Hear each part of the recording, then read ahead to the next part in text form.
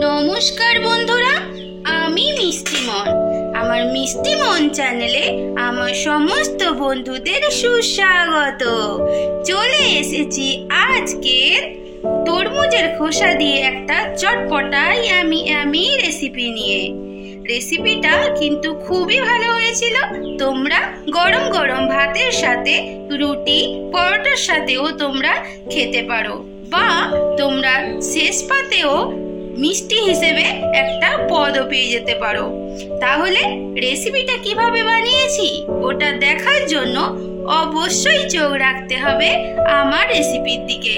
মন দিয়ে দেখতে থাকো, ফিরে আসছি একটু পরে। এই দেখো বন্ধুরা, আজ আমি তরমুজের খোসা দিয়ে তোমাদের চাটনি বা আচার টাইপের একটা রেসিপি করে দেখাবো। তার জন্য আমি তরমুজের খোসার উপরে যে ছিলকাগুলো সব তুলে নিয়েছি, নিয়ে লম্বা লম্বা করে কেটে নিয়েছি, নিয়ে ভালো করে পরিষ্কার করে ধুয়ে জল ঝরিয়ে বোলের মধ্যে রেখে দিয়েছি। আর আমার এই রান্নাটা পুরোটাই সর্ষের তেলে হবে। আর আমি চিনি নিয়েছি, তোমরা চাইলে গুড় দিয়েও করতে পারো। এখানে আমার কিছু শুকনো মশলা আছে, যেমন তেজপাতা আর শুকনো লঙ্কা, গোটা জিরে, গোটা ধনে, গোটা মৌরি। ঠিক আছে, এগুলোকে আমি শুকনো কড়াইতে নেড়ে একটা পাউডার বানিয়ে নেব। তার জন্য এখানে আমার একটু আদা আর একটু রসুন পেস্ট করা আছে। এটা হচ্ছে সর্ষে, সাদা সর্ষে। একটু আমি হালকা করে একটু জল দিয়ে একদম আধ ভাঙা মতো ভেঙে নিয়েছি। মিক্সিতে করেছি, তোমরা চাইলে সিলেও করতে পারো। এটা কিন্তু একদম মিক্সড হবে না, একটু আদা গোটা থাকবে। আচ্ছা, এখানে লবণ আছে, আর ফোড়নের জন্য তেজপাতা, শুকনো লঙ্কা আর হচ্ছে 5 ফোড়ন, আর আমার এখানে হলুদ গুঁড়ো, আর আছে কাশ্মীরি রেড চিলি পাউডার। তোমরা যদি কালার করতে না চাও, কাশ্মীরি রেড চিলি পাউডারটাও স্কিপ করতে পারো। এদিকে আমার তেঁতুল নেওয়া আছে। তাহলে তোমরা দেখতে থাকো আমি কিভাবে রান্নাটা করি। আর এই আচার বা চাটনি রেসিপির জন্য মেইন যে মশলাটা দরকার, সেটা আমি একটুখানি এবার ভেজে নেব, মানে হালকা ফ্রাই করব। প্রথমে আমি দিয়ে দিলাম তেজপাতা, শুকনো লঙ্কা, আর এখানে মৌরি, ধনিয়া, গোটা জিরে সবকিছু 1 চামচ করে টেবিল স্পুন মতো নেওয়া আছে। সবগুলো নিয়ে এটাকে আমি এবার হালকা করে ফ্রাই করে নেব। নিয়ে এটাকে আমি একটা ডাস্ট বানিয়ে নেব। এই দেখো, শুকনো মশলাগুলো আমার হাফ মতো একটু ভেজে নিয়েছি, নিয়ে আমি মিক্সিতে নিয়ে নিয়েছি। এবার আমি একটু ঠান্ডা করে নেব, নিয়ে আমি একটা ডাস্ট বানিয়ে নেব। এই দিকে আমি কড়াইতে তেল দিয়ে দিয়েছি, সর্ষের তেল। সর্ষের তেলটা আমার গরম হয়ে আসছে। গরম হয়ে গেলে আমি যে তরমুজের খোসা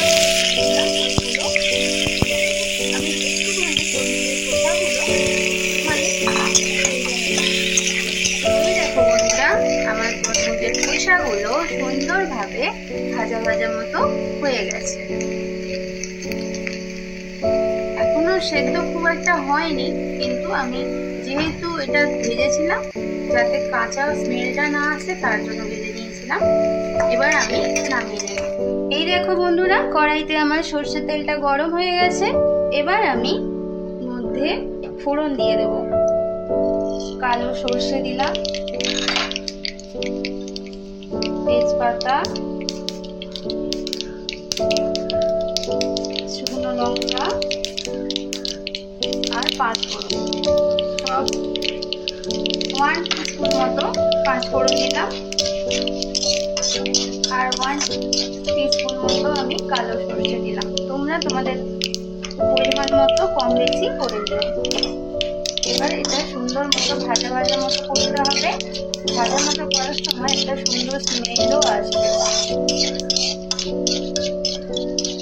দেখো, আমার সমস্ত মশলাগুলো সুন্দরভাবে ভাজা মতো হয়ে গেছে। এবার আমি এর মধ্যে একদম সামান্য অল্প একটু আদা আর রসুনের পেস্ট দেবো। এটাও 1 টিস্পুন মতো। এই দেখো বন্ধুরা, আমার আদা রসুনের পেস্টটাও সুন্দরভাবে ভাবে ভাজা ভাজা মতো হয়ে গেছে, একটা কাঁচা গন্ধটাও চলে গেছে। এবার আমি 1 টিস্পুন মতো যে সাদা সর্ষেটা হাফ পেস্ট করে রেখেছিলাম, মানে পুরো পেস্ট করিনি, একটু গোটা আছে একটু ভাঙা আছে, আধ ভাঙা, ওইটা একটু দিয়ে দিলাম।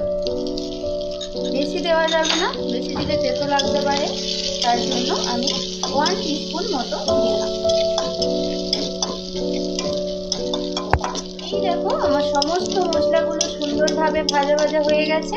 এইবার আমি আমার যে তরমুজের খোসাগুলো আমি ভেজে রেখেছিলাম ওইগুলো এবার অ্যাড করব। তরমুজের খোসাগুলো দেওয়ার পরে সুন্দর করে আমি কষিয়ে নেব সমস্ত মশলার সাথে। প্রায় 5 মিনিট মতো আমি কষাবো। তরমুজের খোসাগুলো আমার সুন্দরভাবে কষানো হয়ে গেছে, একটা সুন্দর ভাজা ভাজা স্মেল আসছে। এই পর্যায়ে আমি গ্যাসের আঁচটা একটু কমিয়ে দেব, আর 1 টিস্পুন মতো আমি হলুদ গুঁড়ো আর 1 টিস্পুন মতো আমি Kashmiri red chilli powder use করব, আর আমি স্বাদ মতো লবণ দিয়ে দেব। দিয়ে ভালো করে সমস্ত মশলাগুলো কষিয়ে নিতে হবে। আর একটুখানি আঁচটা একটু বাড়িয়ে দিলাম, দিয়ে আমি সামান্য মশলা দেওয়ার জল দেবো, দিয়ে আমি আর একটু 2-3 সেকেন্ড মতো কষিয়ে নিতে হবে। আর জলটা দিলাম কারণ কি গুঁড়ো মশলা তো নিচে তলায় লেগে যেতে পারে, তার জন্য আমি একটু ঢাকা দিয়ে দিয়ে একটু কষিয়ে দেবো। এই দেখো বন্ধুরা, আমার সমস্ত জলগুলো একদম শুকনো মতো হয়ে গেছে, এরকম সেদ্ধ হয়ে গেছে। দেখে কেউ বুঝতে পারবে না যে এটা তরমুজের খোসা, অনেকটা লাউয়ের মতো বা আমের মতো লাগবে, দেখে মনে হবে। এই পর্যায়ে আমি এবার এই দেখো তেঁতুলের কাপ দিয়ে দেবো। কিন্তু তেঁতুলের কোনো খোসাগুলো দিইনি, আমি শুধু কাঠটা বের করে দিয়েছি। তেঁতুলের কাঠটা দিয়ে ভালো করে আবার দেবো। এবার আমি চিনি অ্যাড করে দেবো, যতটা চিনি লাগবে পরিমাণ মতো দিতে হবে। আমি এখানে বড় চামচে 1 চামচ মতো চিনি অ্যাড করলাম, তোমরা চাইলে গুড় অ্যাড করতে পারো। এবার আমি চিনিটা দিয়েছি, এবার হালকা করে ঢাকা দিয়ে দেবো। আমার তরমুজের খোসা দিয়ে ইয়ামি ইয়ামি চটপটা চাটনি একদম রেডি। আমি বোলের মধ্যে সার্ভ করে নিয়েছি। দেখতেও যেমন ভালো লাগছে তেমনি টেস্টিও হয়েছে। তোমরা অবশ্যই আমার রেসিপিটা ফলো করে বাড়িতে বানিয়ে দেখো। এটা তোমরা আচারের মতো করেও তোমরা বানিয়ে রাখতে পারো, জারের মধ্যে সংরক্ষণ করে রাখতেও পারো। এটা কিন্তু বেশ আচার হিসেবেও ভালো লাগবে। আমার চ্যানেলে যারা পুরনো বন্ধুরা আছো তারা তো আমাকে ফলো করছো, আমার ভিডিও দেখছো, কিন্তু যারা নতুন আসছো তাদেরকে রিকোয়েস্ট তোমরা আমার চ্যানেলকে সাবস্ক্রাইব করে নিয়ে পাশে থেকো, বেল আইকন অবশ্যই প্রেস করো। তাহলে বন্ধুরা আজকের মতো তোমাদের থেকে বিদায় নিলাম, ফিরে আসবো নতুন কোনো এক রেসিপি নিয়ে। ততক্ষণ তোমরা সবাই ভালো থাকবে, সব সময় হাসতে থাকবে। টাটা।